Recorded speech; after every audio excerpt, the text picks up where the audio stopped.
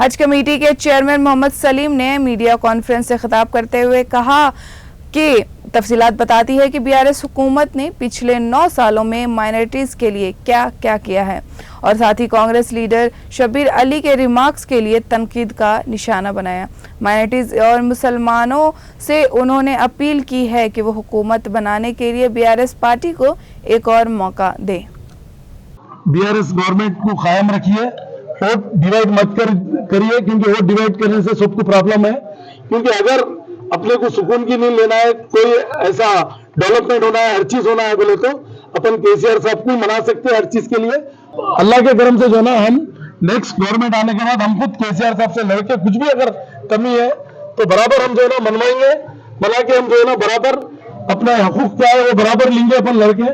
आप लोग जो है ना पूरे मुत्तहद होके हिंदू मुस्लिम सब मिलके भाई मिलके जो है आप बीआरएस को जिताइए।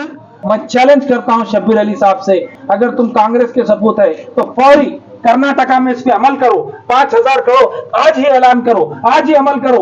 मैं तुम्हारे साथ देने के लिए तैयार हूं। सिर्फ तमन्नाओं में उलझाया गया हूं मैं, खिलौने देके बहलाया गया हूं मैं। ऐसा तुमने खिलौने देके हिंदुस्तान के मुसलमानों को आज तक बहलाया। आज मुसलमान बहलने और फुसलने वाला नहीं है। तुम अजाजिया राजस्थान में बढ़ाओ, तुम अजाजिया तुम महाराष्ट्र में बढ़ाओ, तुम अजाजिया बाकी रियासतों में नहीं बढ़ाते और तेलंगाना में आकर सिर्फ मगरमच्छ के आंसू बहाते हैं। मैं चैलेंज कर रहा हूं, शब्बीर अली साहब हो, खुसरो पाशा हो या जावेद साहब हो, जफर जावेद साहब, अगर तुम में जरा बराबर भी ईमान है तो अपनी हुकूमतों से, अपने आखाओं से जाकर कहें कि कर्नाटका, महाराष्ट्र और दीगर रियासतों में जहां पर कांग्रेस की हुकूमत है वहां पर कम से कम जितना केसीआर साहब ने बजट दिया है उतना तो देके बताओ।